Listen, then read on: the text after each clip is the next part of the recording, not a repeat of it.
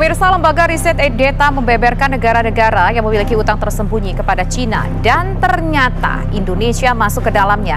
Besarannya pun fantastis, mencapai 17,28 miliar dolar Amerika atau setara dengan 266 triliun rupiah. Dalam hasil riset Data yang dirilis akhir September, nama Indonesia termasuk ke dalamnya. Indonesia disebut memiliki utang tersembunyi kepada Cina sebesar 17,28 miliar dolar Amerika atau setara dengan 266 triliun rupiah. Utang ini sebesar 1,6% dari produk domestik bruto. Di luar utang tersembunyi ini, Indonesia juga menerima pinjaman setara 4,42 miliar dolar Amerika atau setara dengan 63 triliun rupiah pada periode yang sama melalui skema Official Development Assistance. Selain itu juga tercatat pinjaman sebesar 29,96 miliar dolar Amerika atau setara dengan 427 triliun rupiah. Pinjaman ini diperoleh melalui skema Other Official Flow. Selain Indonesia, ada 9 negara lainnya yang menerima pinjaman dari Cina melalui dua skema itu.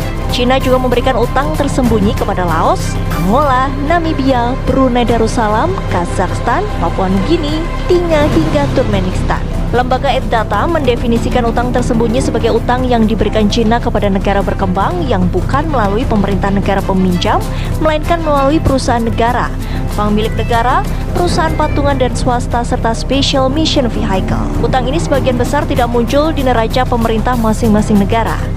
Namun, kebanyakan penerima utang akan mendapatkan manfaat melalui perlindungan pemerintah secara eksplisit maupun implisit. Data menganalisis 13.427 proyek pembangunan Cina senilai 843 miliar dolar Amerika di 165 negara selama periode 18 tahun hingga akhir 2017 untuk mengungkap besaran utang tersembunyi dari proyek PRI. Langsung saja kita berbincang dengan dua orang narasumber yang sudah kami perkenalkan tadi pemirsa. Saya pertama ke Bang Rizal Ramli. Bang Rizal, kalau misalkan memang utang ini nggak ketahuan sama negara dan tadi di informasinya kebanyakan penerima utang mendapatkan manfaat melalui perlindungan pemerintah secara eksplisit maupun implisit. Nah, ini dampaknya apa, Bang Rizal? Apakah ini artinya negara tahu dan ini mungkin difasilitasi oleh negara atau seperti apa, Bang Rizal? Bisa sebetulnya difasilitasi oleh negara. Cuman pemberi pinjamannya itu BUMN Cina atau perusahaan swasta Cina. Ya, jadi harusnya sih harus masuk di dalam data utang piutang kita. Itu lembaga research itu dari Williams Towns di Massachusetts, lumayan kredibel. Jadi angkanya saya kira benar. Nah, pertanyaannya, banyak dari angka-angka ini tidak tercatat sebagai utang negara.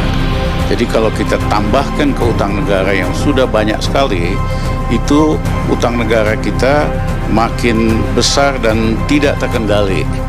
Ya, hari ini kan untuk bayar pokoknya aja 400 triliun.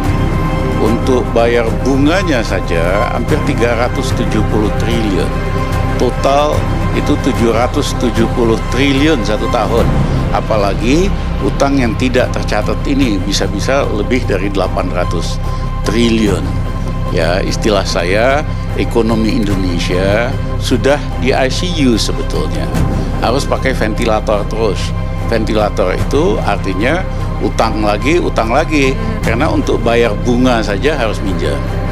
Nah, yang kedua adalah perlu diingat, pinjaman tidak resmi ini itu beda model bisnisnya. Istilahnya kalau kita meminjam, misalnya bank kasih pinjaman nama Tisa, dia udah hitung kemampuan bayar Tisa itu sepertiga dari gaji bulanan. Jadi dia nggak mungkin kasih pinjaman lebih. Tapi dalam konteks China itu istilahnya itu lend to own. Dia sengaja kasih pinjam lebih besar daripada seharusnya supaya Tisa kagak mampu bayar. Begitu nggak mampu bayar, maka dimiliki langsung asetnya atau kontraknya ditambah. Nah, ini terjadi di negara-negara lain. Di Sri Lanka, proyek pelabuhannya besar sekali, biayanya mahal sekali, pendapatan dari trafficnya sedikit, akhirnya di Sri Lanka BUMN-nya nggak mampu bayar. Akhirnya diperpanjang kontraknya jadi 2 kali 99 tahun, hampir 200 tahun. Atau sahamnya mereka tingkatkan. Misalnya terjadi dalam kereta api cepat Jakarta-Bandung, itu pembengkakan biayanya saja 26 triliun, ya, dan karena pemerintah BUMN Wika nggak mampu setor modal, akhirnya kan saham mereka akan lebih tinggi lagi, akan dikuasai, kecuali kita tegas, karena proyek kereta api cepat Jakarta-Bandung kemahalan, tentu tanggung jawab kontraktornya dong, harus ada sanksinya, baik penaltinya dan sebagainya. Oke, berarti bisa dibilang ini cukup gambling ya, ngambil Jadi ini Bang Rizal ya? Yang saya ingin ingatkan lagi, Tisa, model bisnis BUMN di Cina itu sengaja kasih pinjaman yang super besar supaya nggak mampu bayar, supaya mereka bisa kuasain. Inilah rencana untuk membangun pelabuhan besar di luar kapasitas di Medan supaya mereka bisa kontrol Selat Malaka, dan di Bitung juga sangat besar sekali. Oke, baik, kita dapat poinnya. Berarti ada efek yang menurut sudut pandang seorang pakar ekonom Rizal Ramli itu ada dampaknya. Mereka memberikan uang tapi mereka ingin menguasai aset yang sedang dibangun dari hasil utang tersebut, begitu Bang Rizal ya?